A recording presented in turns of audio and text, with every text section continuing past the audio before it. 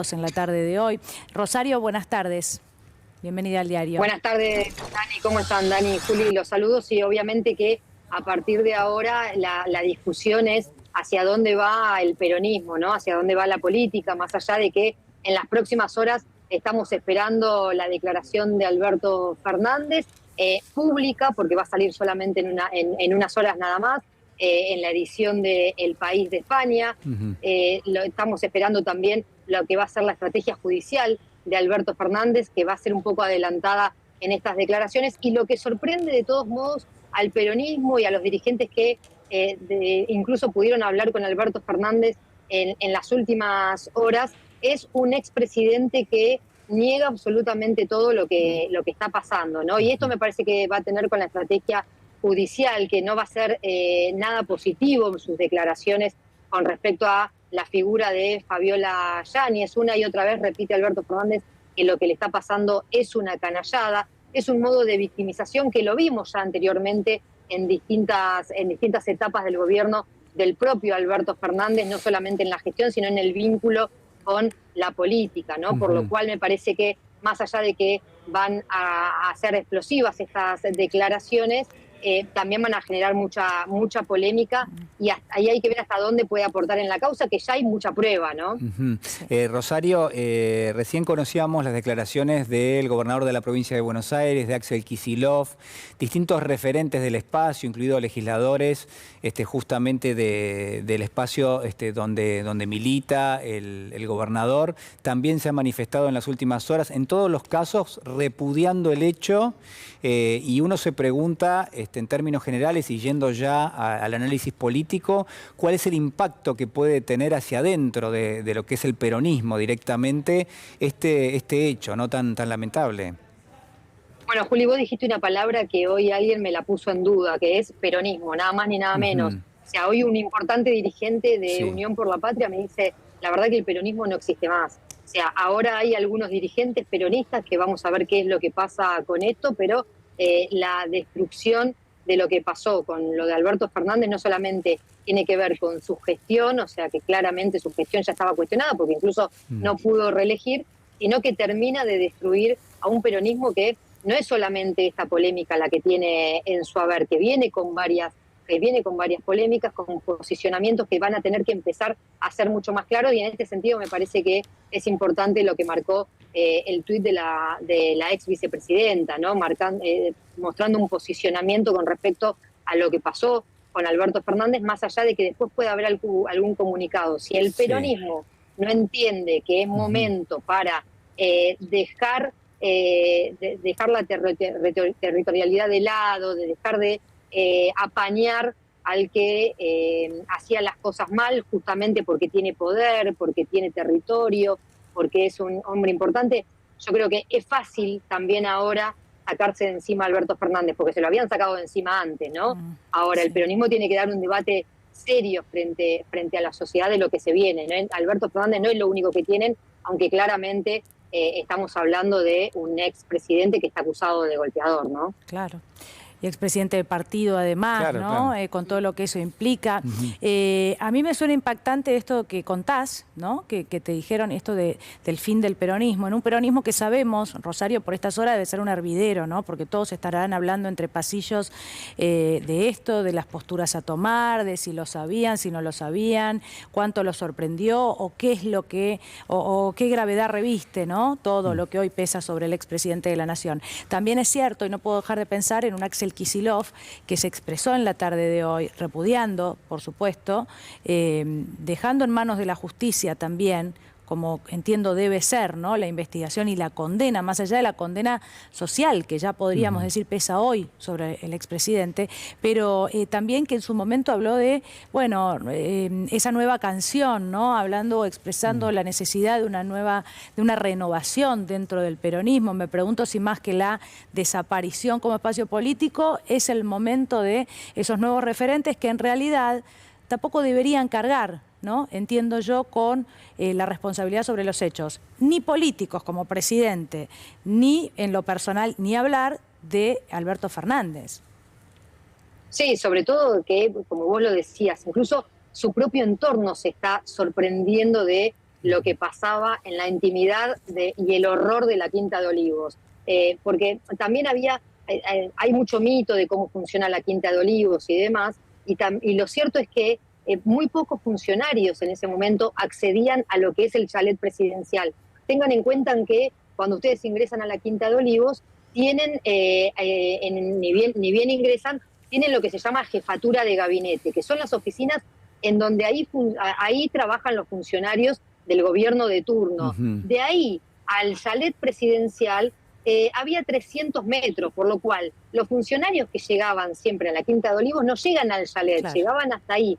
Salvo que, por ejemplo, Alberto Fernández te invite a almorzar, invite a gobernadores quizás a cenar, que sucedían. Ahora, yo estuve hablando con gobernadores, con dirigentes que estaban quizás en alguna cena en el chalet presidencial y decían que nunca veían a Fabiola Yáñez, que era muy difícil entender lo que estaba pasando. Hoy hablaba con algunos gobernadores que sí que asistieron al chalet presidencial, a alguna cena. Decían, la verdad que las pocas veces que estuvimos en el chalet presidencial, nunca vimos a Fabiola Yáñez, por lo cual tampoco podíamos ver una situación ni siquiera de discusión o de cómo era ese vínculo, a pesar de que sí, que hay algunos dirigentes más cercanos que veían que era una relación de discusiones. Pero de ahí a ver lo que pasaba en el chalet presidencial, me parece que lo que se abre es la discusión de ya directamente de los que trabajan en la Quinta de Olivos, de los custodias, del titular, de quién era el intendente de la Quinta de Olivos, pero no la política, ¿no? Claro, claro. A ver, un poco llevándolo a un plano donde uno pueda jerarquizar lo que estamos comentando, está claro que en primer lugar hay que hacer referencia ineludible al acto de la violencia física, al acto que se denunció, o a la serie de actos que se denunciaron. Veremos qué determina la justicia, que es totalmente repudiable. También en las últimas horas, recién consignábamos que se conoció un video, después se conocieron una segunda versión de ese mismo video, donde se lo ve a Alberto Fernández filmando con lo que es un teléfono seguramente, en un diálogo con Tamara Pettinato. Hay dos o tres preguntas que gravitan sobre eso. En principio, se trazó alguna especie de lectura de carácter muy parecido a la de la fiesta de Olivos, porque se decía, eso sucedió en pandemia. ¿Tenemos el dato si eso realmente sucedió en pandemia o sucedió, no sé, digo, hace algunos meses nada más?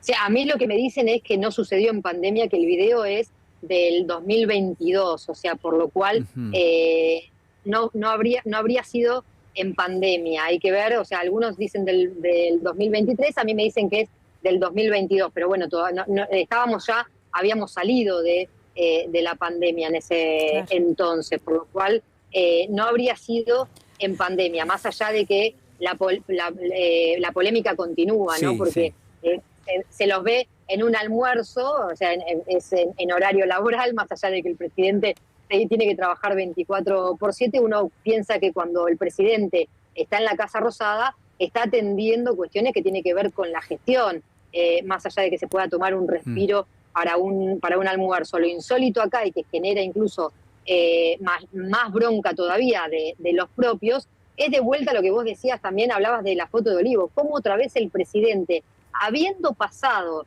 el escándalo de la foto de Olivos, sigue usando el celular y filmándose y usando el sillón de la Casa Rosada, el sillón presidencial, para conquistar mujeres, ¿no?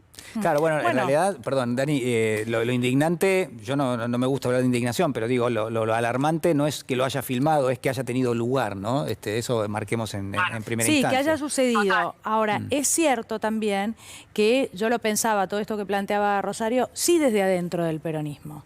Y más de uno por estas horas debe estar pensando, no solo hubo un escándalo pandemia, que los dañó a todos, ¿no? Los que vienen detrás de una figura tan importante como el presidente de la Nación, sino que tiempo después, sea 22, 23, había una situación, yo quiero separarla totalmente a Tamara Pettinato porque no es lo que importa en este caso, supuesto. No es quien tiene la responsabilidad en la Casa de Gobierno y mucho menos la responsabilidad por sobre todo los argentinos. Podemos hacer el párrafo aparte de la violencia contra ella como mujer en redes sociales, que habrá afectado seguramente a su familia, bueno, que no corresponde como ninguna violencia en redes sociales por estos días que a veces todos sufrimos. Pero digo, para ese sector que viene detrás del peronismo, que no ha tenido, porque sí hay que decir que no ha tenido actitudes de este tipo, impropias, llamala como quiera, todo parece viejo cuando hablamos de estas cosas, ¿no? Pero lo que no corresponde, si es que hubiera un no corresponde que pudiéramos dictar todos desde acá, como por ejemplo tener ese tipo de encuentro que tiene algo de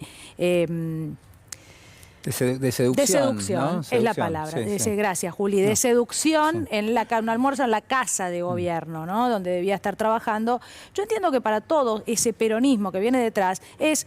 Che, ya nos pasó lo del almuerzo de la pandemia, lo de la cena de la pandemia. Esto de ninguna manera debería haber sucedido. Y decía Juli, no nos gusta hablar de indignación.